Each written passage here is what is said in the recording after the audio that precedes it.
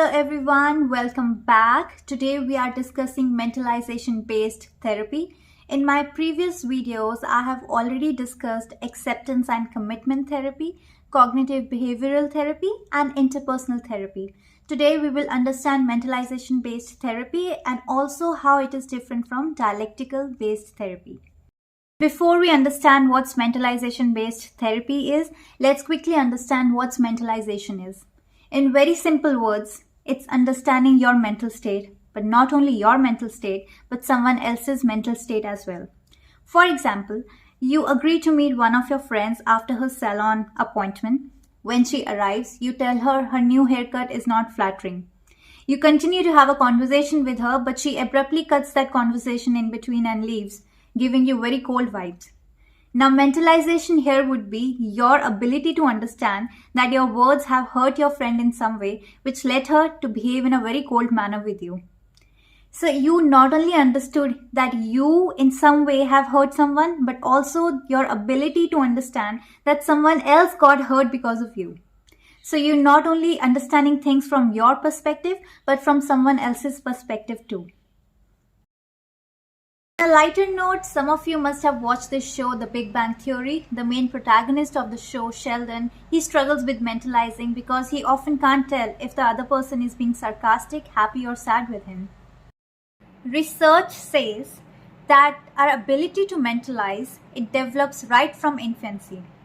For example, when an infant goes through distress, there are two things which happen. First thing is, the primary caregiver has these expressions of concern and worry on their face.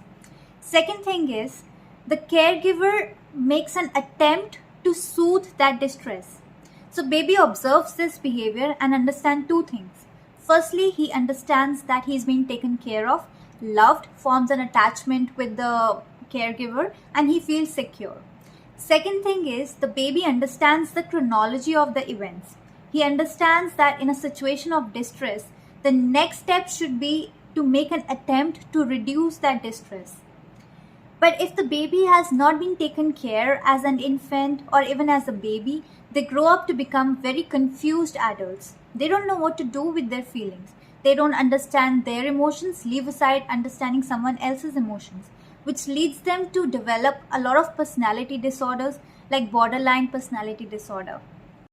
Now, let's quickly understand how mentalization-based therapy is different from dialectical behavior therapy. In dialectical behavior therapy, you first stabilize the client, then identify the problem areas, and then solve the problem. But in mentalization-based therapy, you don't stabilize the client. In fact, you poke right into the trigger areas so as to narrow down what exactly the problem is. This is the reason MBT sessions can be very intense.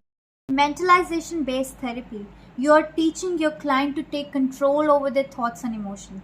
You are teaching your client to be the boss of their thoughts and emotions. And also you're teaching your client that the thoughts and emotions, they just belong to them.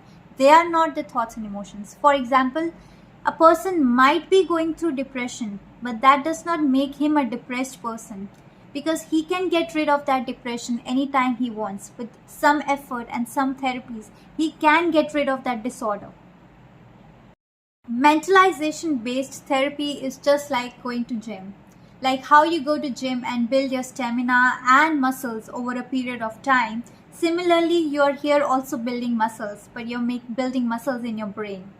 You are, as a therapist, performing neuroplasticity on your client. You're helping them rewire their entire thought process, laying down new neuropaths for them, helping them break their faulty habit of irrational thought process, and helping them build a new habit where they're able to mentalize, where they're able to understand their own thoughts, their own emotions, and also other people's thoughts and emotions, to see things not only from their perspective, but from someone else's point of view as well.